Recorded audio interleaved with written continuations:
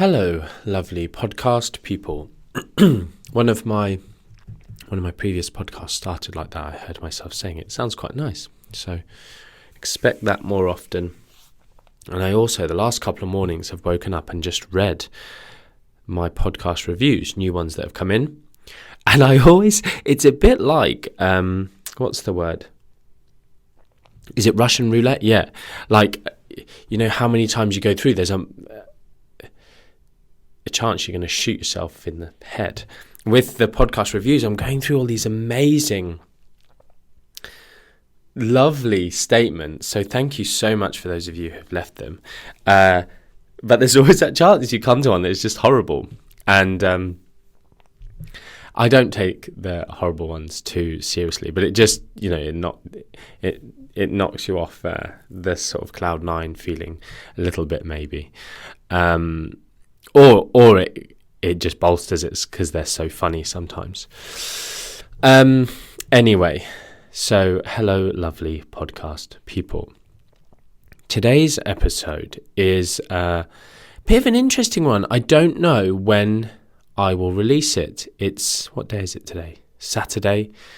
And I just woken up, had a bit of a lazy morning in bed on my phone, replying to people's messages, DMs around social media and replying to as many comments as possible, as I usually do, and just over and over again. So in the last wee while, I've spoken about, I guess, intentional weight loss.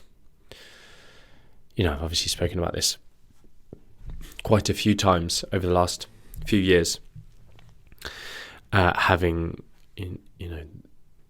introduced the topic of weight stigma and the health at every size, not healthy at every size, health at every size concept, and weight stigma and intuitive eating and stuff like this, which all exist within a very similar realm. Body positivity, I suppose you can add in there. Anti-diet people. All of that to MNU students and our mentoring lab members, and had some brilliant speakers come in and talk about weight stigma and what else? Intuitive eating, those things I just said. There was one other thing though. Anyway, soon we've got the fantastic Nadia Craddock speaking about, I can't remember the exact title of her lecture. Sorry, Nadia. But again, she's obviously going to be fantastic. I saw her first speak. Sarah and I saw her speak at a Rooted project kind of get together, which was really good. And I suppose one of the reasons I mentioned some of that is because I have very esteemed colleagues, friends, people I truly see as friends, who are active in this space and who are knowledgeable in this space and who are pushing forward some of the great work around weight stigma. And I want to act as this kind of vessel, as always, between extremes. And you know what? I said to my staff in the office this morning, a couple of staff working, one of the things, and I use the word hate, it's probably a bit strong, but I hate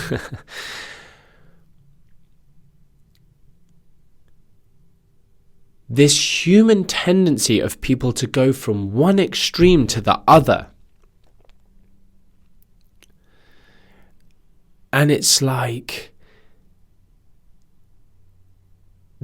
why? And I guess I'm setting myself apart from this. I don't see myself being this way. And maybe it's a certain subset of individuals, or I don't know. But it's just flipping annoying that you get someone going from, let's take it back to government guidelines and even dietetics and diabetes management and just this stupid, maybe it's a nutrition thing, but I'm sure it exists in other realms, but it's so moronic. 1 minute we're telling diabetics they must eat low fat, and really that's a really powerful message that has been put across for a long time in diabetes management. And all the zealots out there, well, not, some zealots, some kind of people with religious fervor around low carb and keto stuff. But, people, we understand. I mean, the problem is because dietetics, if you go and look, I can't remember. It's probably still there. I haven't read the latest edition of the Dietetics Handbook manual thingy-majigger that is like their Bible in dietetics. And again, don't get uppity when I say dietitians. A really great dietitian, Aidan, commented on one of the posts recently. He was like, I get my back up when you say stuff about dietitians, but I then take a breath and go, he's right. And he's not talking about every dietitian, and I'm, not seeing that stamp as I'm a dietitian, therefore everything that's said about dietitians and dietetics is aimed at me.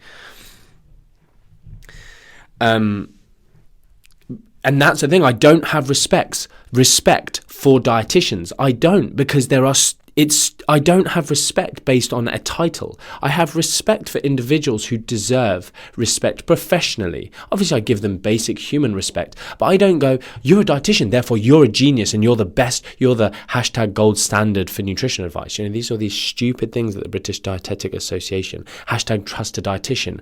Most of the good dietitians I know cringe with this hashtag trust a dietitian rubbish.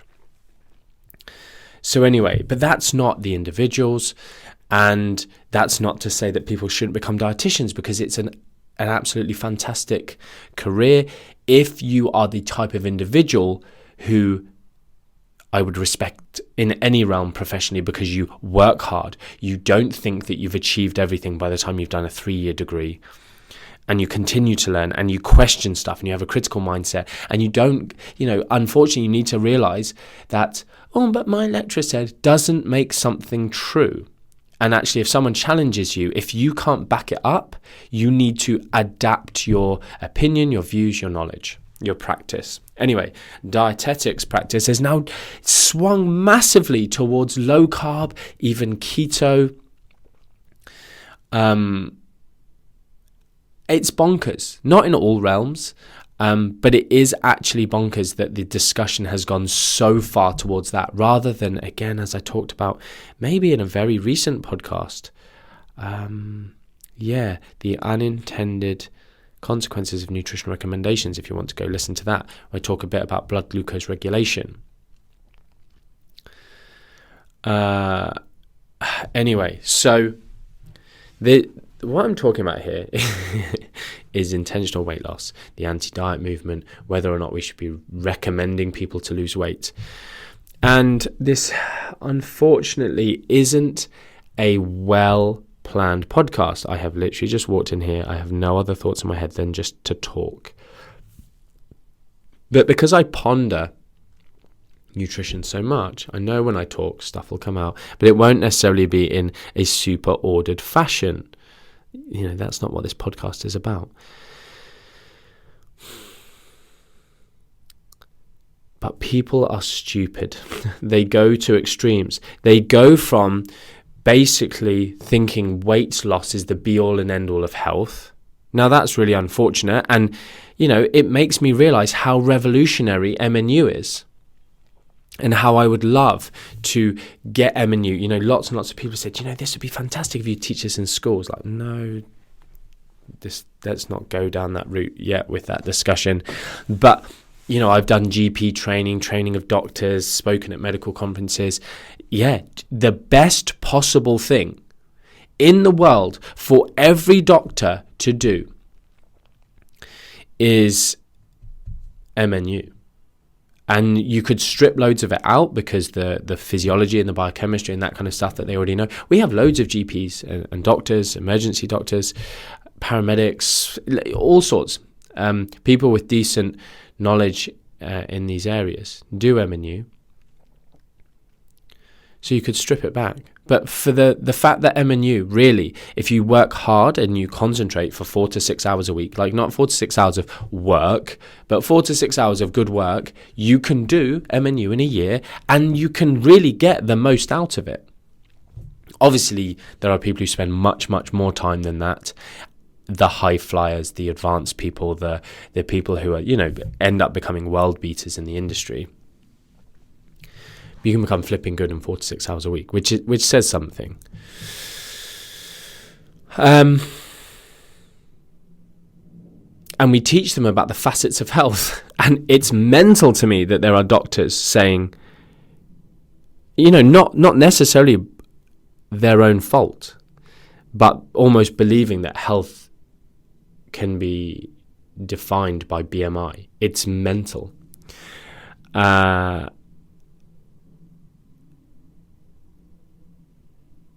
Because people on MNU who haven't done their academic training and maybe haven't got their IQ even,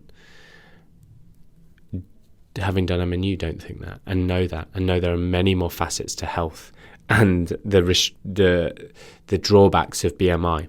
Now, one of the things I'm going to say at this point is don't be a dummy. And you probably needs time pointing. Whoever's listening to this in my staff and time pointing, the dummies who say that BMI doesn't correlate to health. That's really dumb thing to say.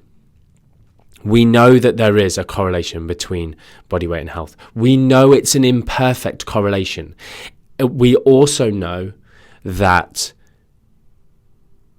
only basing it on that is silly.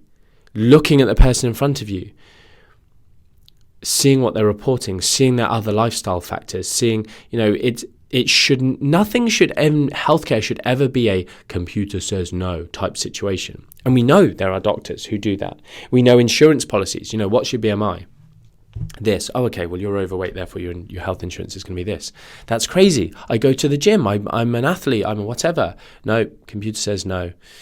Unfortunately, that's what happens, seemingly, definitely with doctors. So I did a post a few days ago, which again, obviously has sparked some of this discussion, where I talked about this idea that people are going, no one should intentionally try to lose weight. And when we say weight, we're really talking about body fat. So we'll use those somewhat synonymously in this podcast.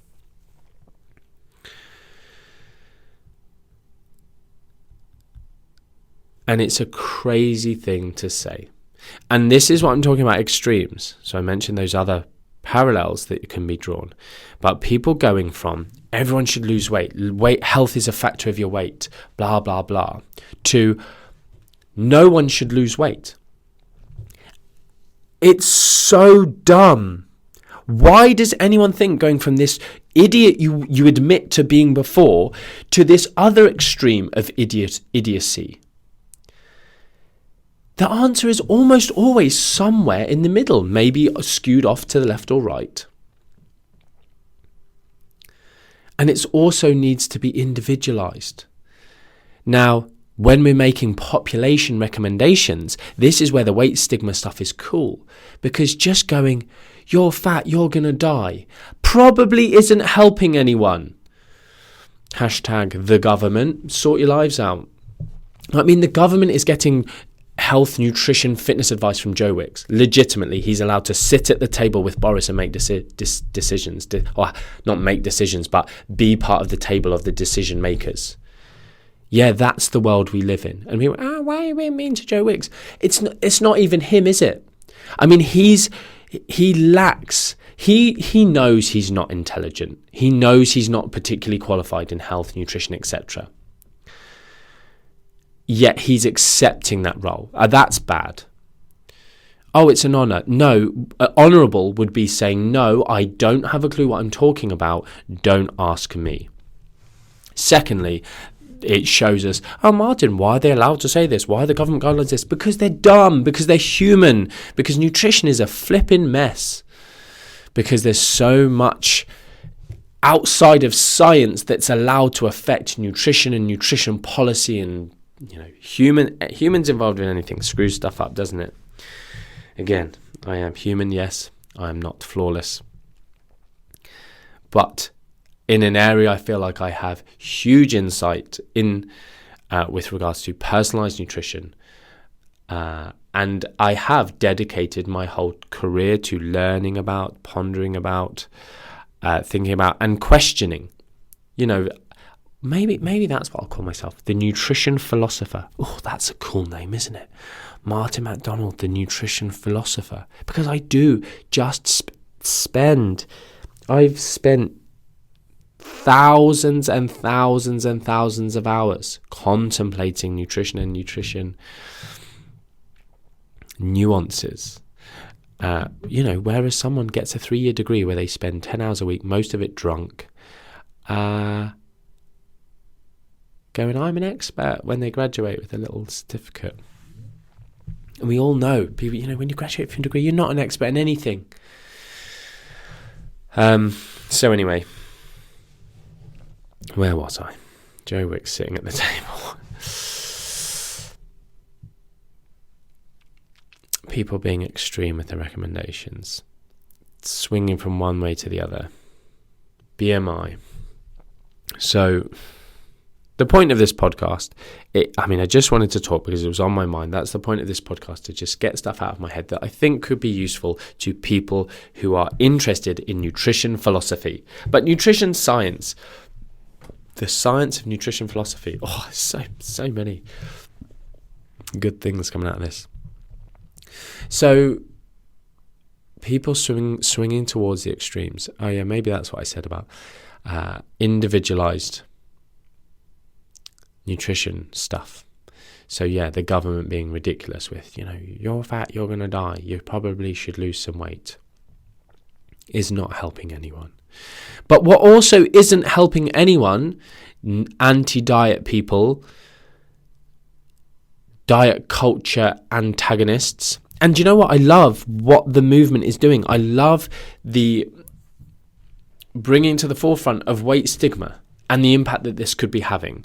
Again, stop talking about allostatic load and weight stigma and the definite impact that this is having on health, as though it's so scientific and so definitive, and it's still something that's in early stages of research. Don't mock yourself and the area by doing so. It's annoying because I'm trying to get behind some of these movements and you people just make it look dumb.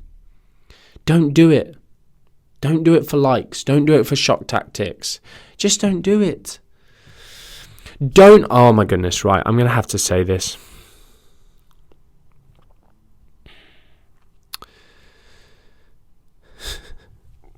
Assessing someone's health based on their BMI is as accurate as assessing someone's mental health based on a mood ring.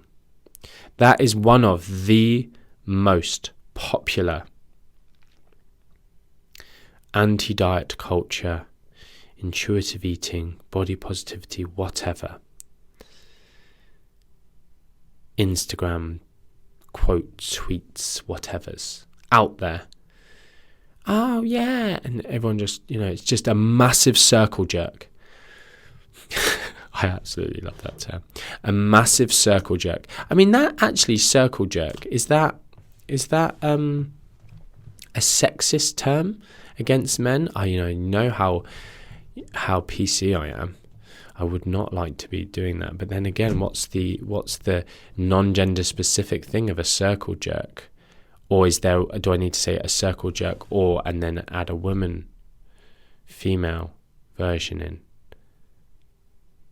Come back to me. I'll need it, if you can just comment on the post of this podcast on Instagram with the female version.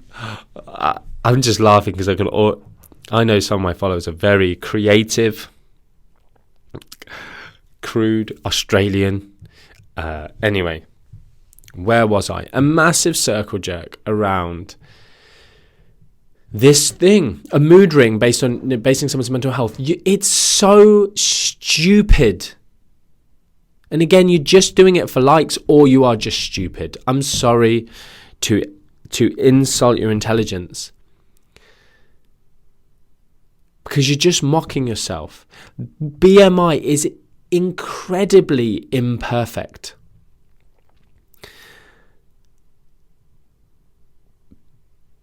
But the data's there and the data's clear on a mass population level, in the grand scheme of things. It's very, very, very hard to be 400 pounds and healthy. It's very, very, very hard to be a BMI, and whatever BMI the 400 pounds relates to. It's very, very, very hard to be a BMI of 14 and be healthy. I would almost go towards saying impossible. BMI does correlate to health. It's just not something we need to use particularly on an individual level, but it does correlate. And you could look at a set of numbers and not look at individuals and guess. But yeah, if you have an 18 and a 27 or a 23 and a 26, you can't say who's going to be more or less healthy. No.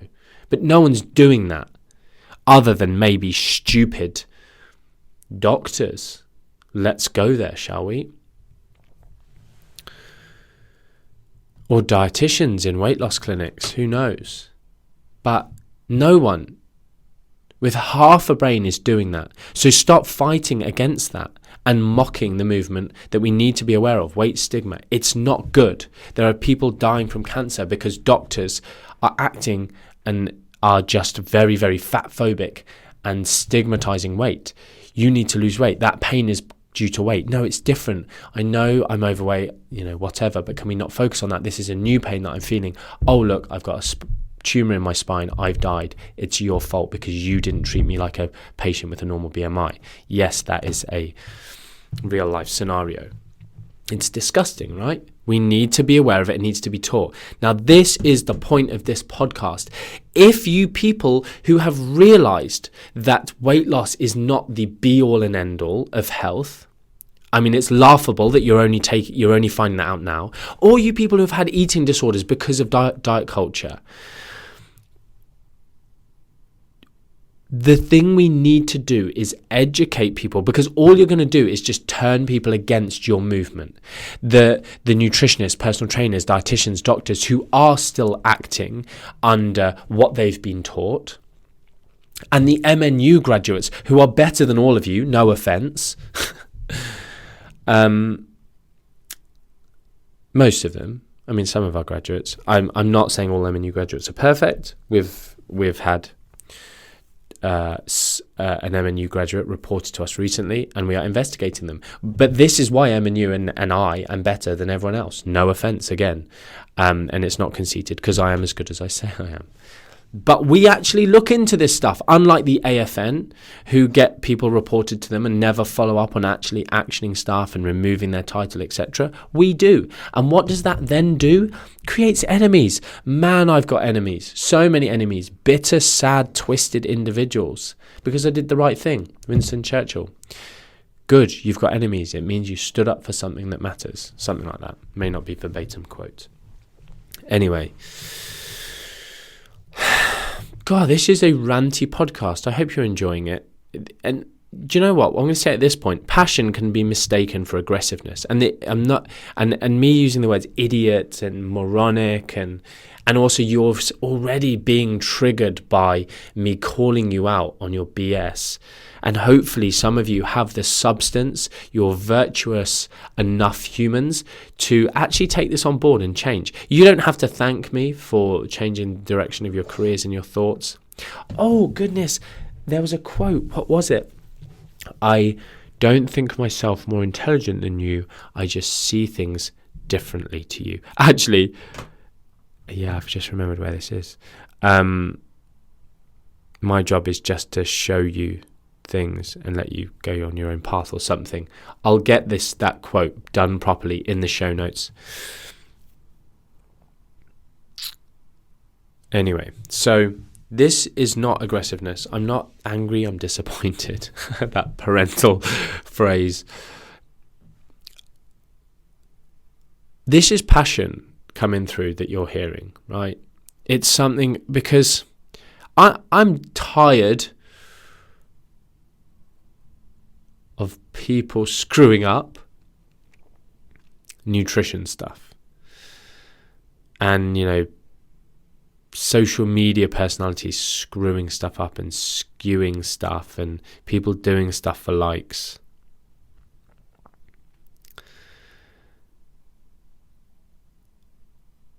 And people I just thought better of. And, all of these dietitians who some of them are my acquaintances,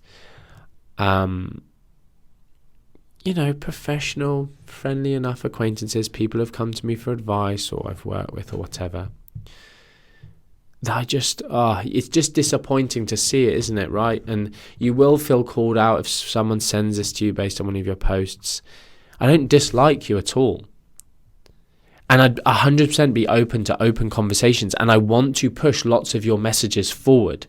2, let's flip on his head, right, and show that I am on your team. All of these silly doctors, dietitians, nutritionists, personal trainers, etc., who are pushing weight loss way too much.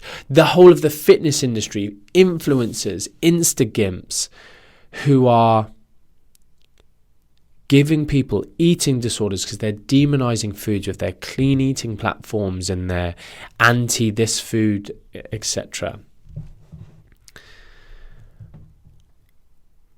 I want to awaken them, wake them up, make them woke to even this concept, which I spoke about so much on my tour.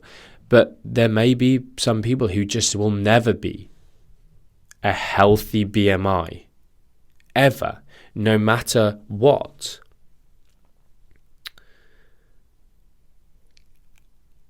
But they can still seek health and probably be healthy and be healthier than normal BMI counterparts.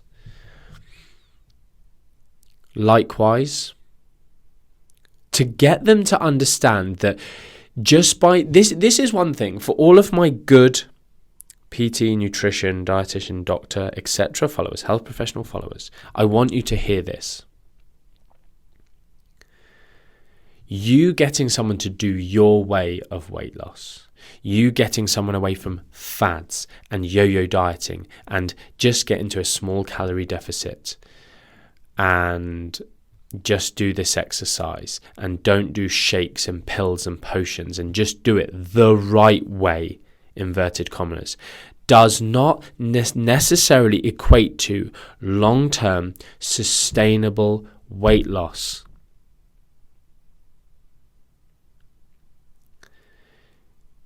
Lots of you have not had a long enough career or do not follow up enough with your ex-clients to know your weight regain failure rate. Again, you guys hopefully know that I don't think weight regain is a failure.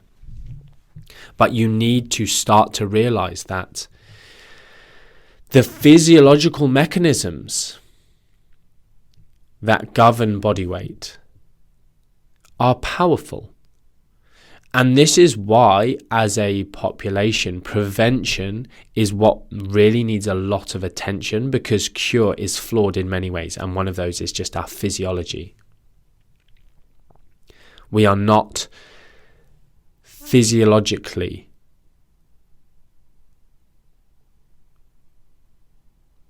programmed to protect against weight gain as much as we are programmed to protect against weight loss. Hashtag evolutionary theory. Some people do this well, physiologically. Their genetics are that way. People, you can go Google thrifty gene, etc. And but my point being is, if someone is genetically prone to weight gain, as well as having had a past, a history, psychologically, psychosocially, economically, all of these things have this impact. Once they are in a position where there's dysregulation of body fat, for instance, the game changes. It's and if you'll ever see on my social media pictures of me doing this, like crab hands, basically in my tour, I let's give credit where it's due, very, very eloquently, pictorially, graphically demonstrated metabolic adaptation and the changes in metabolism and body weight between your former self, your current self, your post weight loss self, etc. And the point being is, maybe I'll do a separate video on this somewhere. If I do ever, I'll go back and link this in the show notes.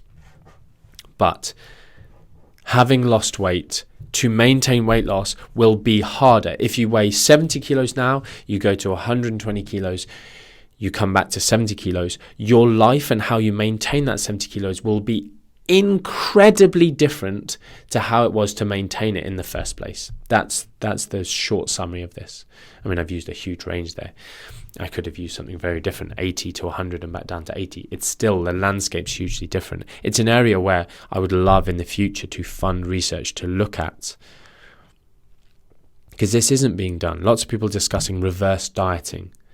It's an imperfect, it's not well defined, it's been subject to some really stupid statements made early doors about this. But it's certainly an interesting, reverse dieting, intermittent dieting, as in periods of calorie restriction, periods of calorie maintenance or surplus. I talk about this multiphasic approach, etc., etc., etc. Matador study, being a first insight into this. Diet for a week, don't diet for a week, then diet for another week, then don't diet, then diet for a week.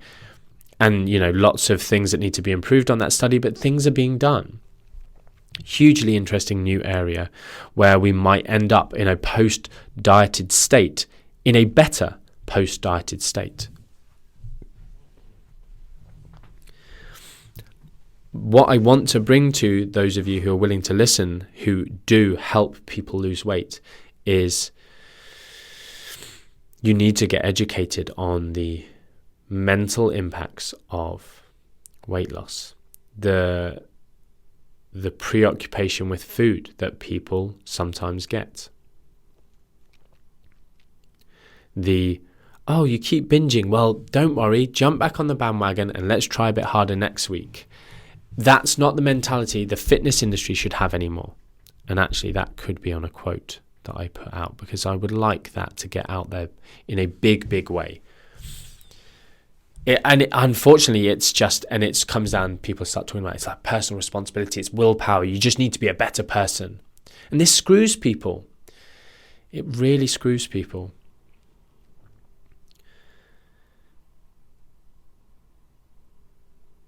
This is why my tour was so good. I went into some of this in real great depth. It's all coming back to me now. It's obviously been over a year and a bit since I delivered my last tour talk because of COVID. But it was cool. So, is there anything I'm going to need to... And I'm going to talk more about this. I've been asked to speak on a couple of big podcasts about health at every size, weight stigma, anti-diet, intuitive eating, and where I sit on the topic from an evidence-based perspective. Because you do have the weight loss practitioners fighting against it, which you shouldn't be doing. Please stop fighting against it. Realize that humans are imperfect and every movement will have idiots. And to be honest, I've said this before, and I don't know if I'm right on this, but people like Tim Noakes and Gary Taubes, etc., having been in this industry a long time, 18 plus years, and paying attention, there's people who've been in the industry that amount of time, but have spunked a lot of the time away. Every single day that I've been in the industry, almost, less so recently because I've unfortunately become a business owner and less of a geek, but I've paid attention. Like 18 hours a day of paying attention, either reading research, reading tweets by experts, being in discussions, arguments online with the likes of Tim Noakes, being at conferences with Gary Taubes, having lunchtime discussions with him, being in pubs, and all I talk about is nutrition. you realize that actually maybe if there wasn't someone like Tim Noakes, maybe the discussions around hydration and the hydration guidelines and this, that, that never would have happened. He was a zealot. He made extreme statements, but it made stuff come to light. And I was on the other side of the fence with the world-leading hydration experts in my very close professional circles, and I saw them floundering based on his crazy statements, and it brought them back towards, you know what, we screwed up on a few of our things. They never admitted fault, which is sad to say because I've got a lot of respect for those people. But he made them change stuff. He got demonized for it, but because he was wrong. But no one went, you know what, he's made us reconsider some of this. Same with me, actually. And I'm going to give myself some praise. Soz if it makes you uncomfortable me doing so. But I absolutely hammered. And like to this day, I'm still doing it. Dietetic associations. You know, there was threads about me on there. You know, I was a kid. I was a kid in my early career. And these were adults. 30, you know, I say, you know, 30, 40, 50 years old. Trying to ruin my career. Professionally attacking me, covertly professionally attacking me, damaging my mental health, to be honest. I've spoken about this before. And what was I doing? I was literally just questioning their morals, their ethics, their practice. And you know what? I've still got their guidelines before I did that. And then when they stopped doing the naughty stuff, which is taking money from companies for promoting slightly dodgy guidelines, when they stopped taking that money, look what happened. Boom, new guideline, everything changed to what I was saying. Yeah, we won't go down that route again. All sorts of stuff. You've got people like Gary Taubes, who questioned some of the stuff around salt, which was, you know, led to some interesting discussions. Gary Taubes et al., others, the low-carb zealots, who are completely wrong in most things they say, but they're getting people to question the status quo, which has led to the fact that we now understand a bit more on a gen pop level. Mainstream media, unfortunately, people like Dr. Asim Malhotra are out there blurring the lines, muddying the water, doing it for his fame and profit and whatever else he's doing it for. I haven't got a good gauge on him because I've never met him as a person. But I know, I can see that in some situations he can talk sense. I don't know if he does that because he's clever and playing the game and knows that he needs to tread a line with certain people. But then you see him elsewhere being a complete and utter zealot and saying stuff that isn't true and profiting from it. But they are bringing to the forefront this idea that this old school dietetics thing, which because dietetics won't admit it was wrong and won't admit that it was like you can cut all fat and fatty foods to whatever the greatest extent possible, but never demonize any carbohydrates or sugar or anything like that. You know, go read it. I'm trying to remember what presentation this is in. It's in one of, I remember new presentations there. Anyway, it's all referenced. It's all out there. And I couldn't, I mean, and then they're chickens, aren't they? But I couldn't say this stuff if it wasn't true because I would get done for defamation or slander. But it's all true. It's all referenceable. Appendix A in court. Yep, thanks. I'm right. But we now have this instance where we are understanding that people can choose a variety of different methods to lose weight. We no longer are dietitians who need to demonize foods and be restrictive and put stuff off limits. We can be very, very balanced in our approach to lead to a healthier person mentally with a better relationship with food at the end of a period of dieting. The problem is again, 95% of diets fail. Ridiculous. You base this on one stat here and then any other stat, oh no, that's flawed. Oh, but yours isn't it? And then you reference studies from, I think I've seen some of the anti-diet people referencing Is it a Kevin Hall study? No, Johansson study maybe. Essentially, 40-ish% of the dieters who lost insane amounts of weight on crash diets, stupid diets, had retained their weight loss. But they don't reference that bit. They reference the bit of there was some metabolic adaptation. This is bad. C, don't diet because it'll slow your metabolism. But then they also ignore the part of the study where it says those with the greatest suppression of metabolism also maintain the greatest level of weight loss. That's the problem. It's when social justice meets nutrition science. Lots of these people aren't great on the science side. They're not great at reading studies. They're not great at being critical thinkers. But maybe they're just quite high emotional intelligence, and this is why they give a crap about people, and they give a crap about all the eating disorders that are being given to people by bad practitioners. And this is my message.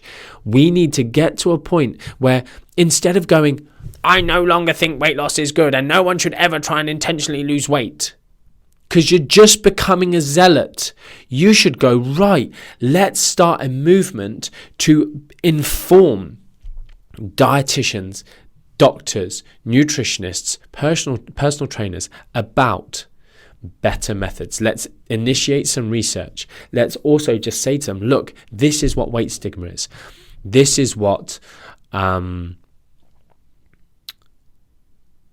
evidence is around weight loss. These are some key issues around, take the platform of intuitive eating. And I love the platform of intuitive eating, just not all of the people who promote it. Because intuitive eating, aside from the fact that this still needs lots more decent research around it, and I mean like decent where you can make actual conclusions, you can draw, for instance, it's not the strongest, it hasn't got the strongest evidence base around, use within eating disorders, for instance. But people with disordered eating, loads of the principles in it are fantastic. And long before I was aware or it became popular of intuitive eating, we had written M&U and it parallels greatly. The biggest issue is that lots of the intuitive eating crowd, I'll call them, are just totally anti-weight loss for anyone ever, as opposed to using intuitive eating as a tool within the grander scheme of personalized nutrition interventions. This unconditional permission to eat that I talk about, fantastic, but can be used within dieting. In strict intuitive eating, TM, I guess, fashion, it could never be used within dieting because you're not supposed to intentionally lose weight. But as a premise for weight loss, everyone needs to be able to get their head around this. And, this thing I talk about of your perception of restriction dictates its impact on many, many levels. So, yeah, poor ranty podcast, hopefully helpful, hopefully some interesting things, even just some listening to the radio, like, oh, that's interesting gossip. And hopefully something that we can move forward from. And also maybe just clarifies my position a bit, because I get asked so often, what do you think about Haze? What do you think about this? What do you think about that? And it's difficult because it's an absolutely massive, massive area. That every statement would need breaking down. And, if people really want me to talk more on this, get onto my suggestions form on the website, martin-mcdonald.com/NANP, not another nutrition podcast. Click on the suggestion form and just type in, just write 10 questions, 5 questions, 3 questions. Type the thing, the topic is Haze, the topic is intuitive eating, and write the questions you would ask me in a radio interview, and I will go through them systematically and answer them. I don't have time to plan these podcasts well. This is just a hobby for me. Remember that. So hopefully some of you are going to go away from this and go, do you know what? I need to be more informed. I help people lose weight, and I need to make sure I'm not leaving them in a worse state than when they came to me. Because weight loss at the end of your 8, 12, 20 week, whatever program isn't their lifetime. Where are they a year or two after seeing you? You know, people make these statements, if you lose weight, you will put the weight back on and more every single time. It's madness. I'll finish off with just a little bit of physiology. We have this situation where metabolic adaptation occurs. We lose weight and our metabolism slows down above and beyond that, just that would happen with us weighing less. Maybe I haven't got a pad. Do you know what was so super, super nice? Is one of my listeners, who was it? Catherine? Is it Catherine? Sent me a gift, and it was like a notepad for making notes during the podcast, and I haven't got it here. It's on my desk in my office. Catherine, thank you so much for sending me that. It's super, super kind. Metabolic adaptation. I need to just... Loads of you will probably know about that, but for those of you who don't, it'll be a good one. You can just signpost people to it. Hopefully I'll make it succinct. It's an easy little topic, hopefully, if I don't go off on too many tangents. So you lose weight and your metabolism goes down, but it goes down by more than just the amount that you would expect based on your weight, and that's the adaptation bit. Why did I start talking about that? Physiology. So that happens. Now, this is a big, big premise of what the anti-diet people focus on. Outside of like food issues and self-worth issues and that kind of stuff, feeling like a failure because you put weight back on, etc. Again, that stuff can be taught out of people's mentality. That's not a direct effect of dieting. That's an effect of society, of the practitioner that they're working with, of friendship groups. You can make people more robust around this area. But are any of you doing that? No, I've not seen any of you doing that great. My content on weight regain not being a failure is the best I've seen. And I don't often say that about my content. I don't think my content's great. I'm great. My content isn't great. It's sporadic. It's ill-planned. It's, Anyway.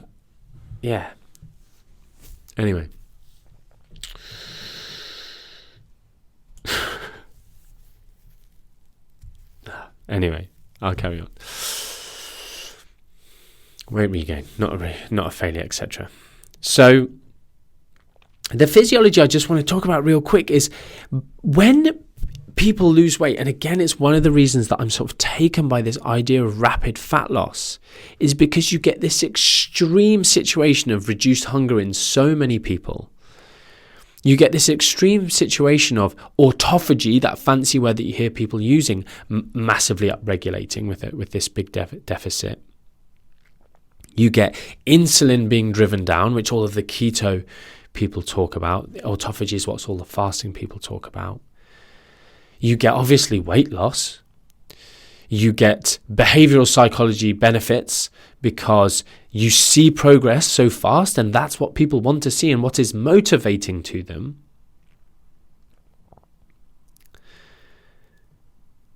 And aside from all of that, you will get these things of weight loss, increased insulin sensitivity, and potentially, maybe, a reduction in leptin resistance, an increased sensitivity to leptin, better regulation of appetite,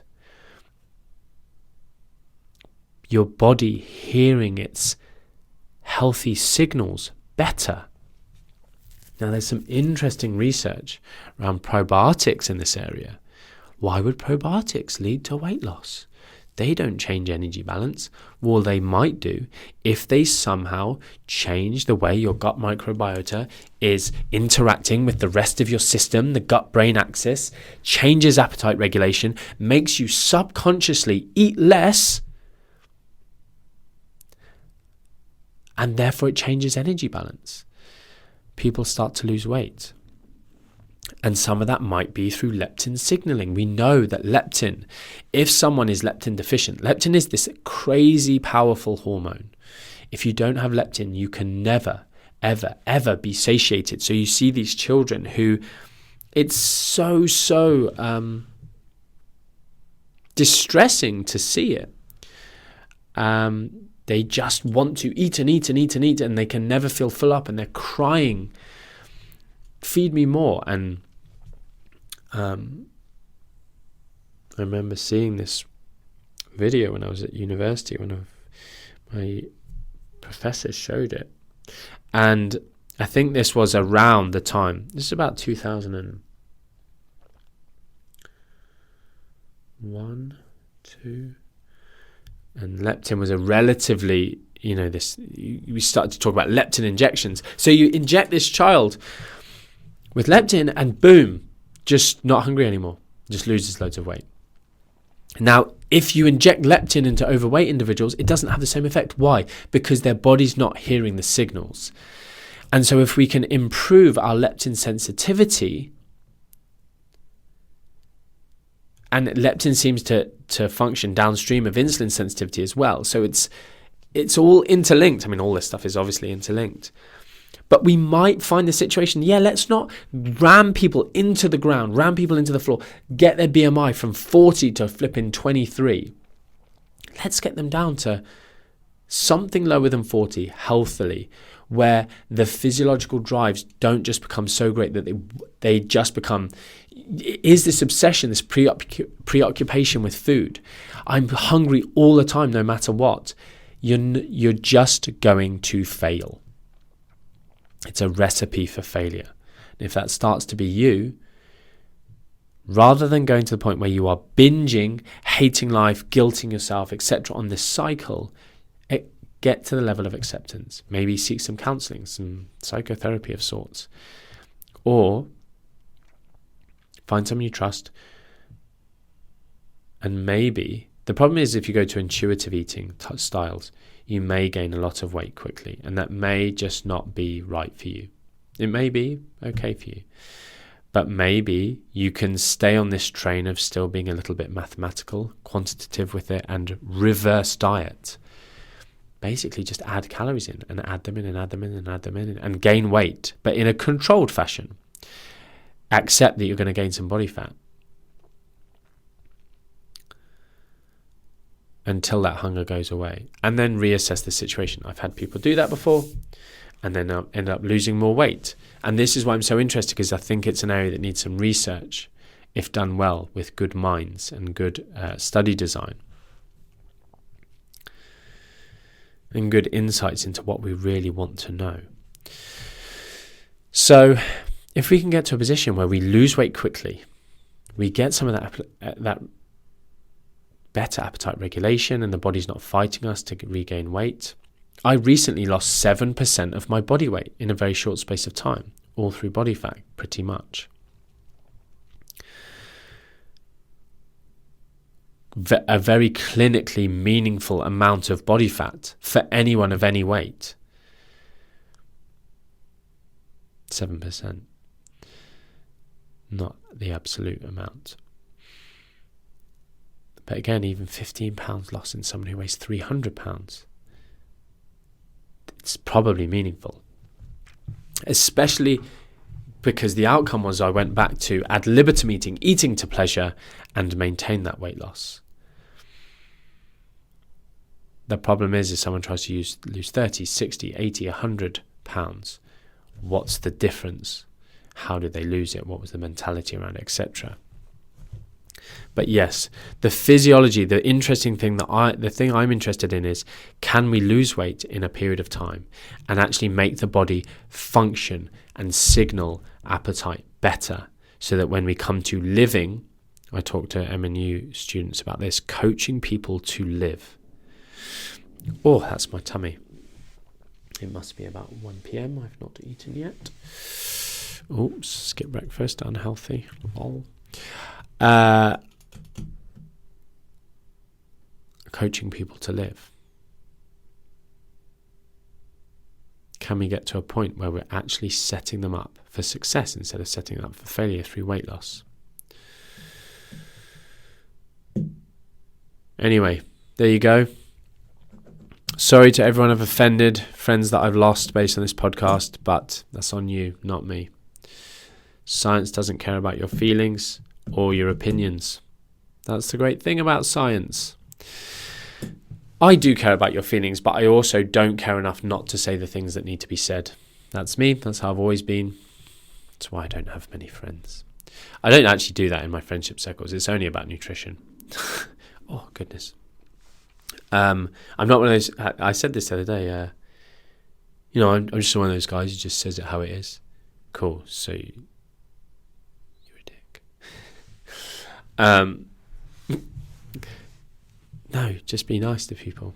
You don't just need to say how it is. But these things, not said directly at any one person, they do need to be said. They're scientific, they're factual, and they are things that people need to hear probably to make them better practitioners. And actually, hopefully, the ripple effect of this is a positive impact on the industry where people can be a bit more aligned in evidence-based practice, but also understanding some of the social impact, some of the social justice issues that are on the fringes of the physiology and practices that we are part of. This fat phobia, this fat-centric, this weight stigma that does go on, and it's bad. Cool. Hope you've enjoyed it. Leave a review. I mean, this was fantastic, let's be honest. The content within this for someone who just woke up, rolled out of bed, did this. Say rolled out of bed, I was there for about 2 hours.